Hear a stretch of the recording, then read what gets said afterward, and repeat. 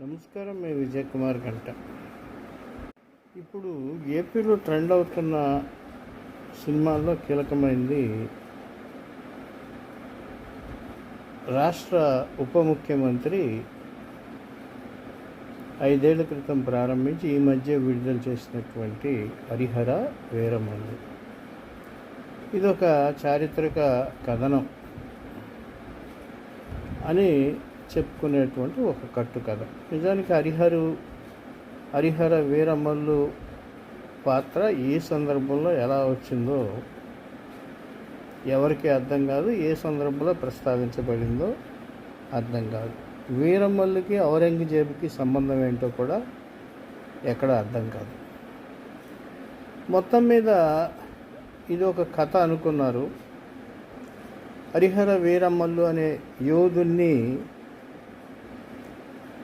ఒక చారిత్రక అంశాన్ని తీసుకొని ఫోకస్ చేయాలనుకునే ప్రయత్నం చేశారు. అది బెడిసి కొట్టింది. సమకాలీన రాజకీయ పరిస్థితులకు అనుగుణంగా ఇందులో మాటలు ఇవన్నీ పెట్టి మార్షల్ ఆర్ట్స్ పెట్టి గ్రాఫిక్స్తో సాగదీయాలని ప్రయత్నం చేశారు. ఆ ప్రయత్నం విఫలమైంది. ఇది నాకు తెలిసి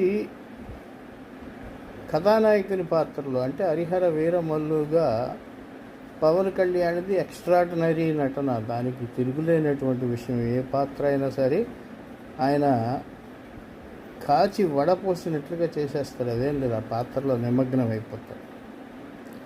ఆ డైలాగులు కానీ ఆ చుట్టూ అల్లిన కథ కానీ ఏమాత్రం యాప్ట్ కాలేదు. ఇప్పుడు చిరంజీవి కూడా సైరా నరసింహారెడ్డి అని ఉయ్యాలవాడ కథని జానపదంగా మార్చడం కోసం ప్రయత్నించి బొక్కబోర్ల పడ్డాడు. కథని చారిత్రక పరిధుల నుంచి దాటి కట్టుకొని చాలాసార్లు చెప్తాను, చరిత్ర ఒక కట్టు కథ అని. అలాగే కట్టుకథలు లాగా చేశారు. సరే, హరిహర వీరమల్లుకి ఓపెనింగ్స్ బాగున్నాయి, పవన్ కళ్యాణ్ నటన బాగుంది, ఇతర పాత్రధారుల నటన కూడా బాగుంది. సాంకేతికంగా కొన్ని లోపాలు ఉన్నప్పటికీ చిత్రం బాగానే వచ్చింది. అయితే నాకు అందిన సమాచారం ప్రకారం ఈ చిత్రం గొప్ప విజయాన్ని ఏమీ సాధించకపోవచ్చు. వాస్తవానికి పవన్ కళ్యాణ్ సినిమాకి కలెక్షన్స్ అయితే ఎక్కువ ఉంటాయి, కానీ రోజుల తరబడి ఆడు. మొత్తం మీద పవన్ కళ్యాణ్ తరహా హిట్టే ఇది, ఫ్లాప్ అయితే కాదు. హరిహర వీరమల్లు కథనం మార్చకుండా కట్టుకథ లేకుండా ఉంటే బాగుండేది.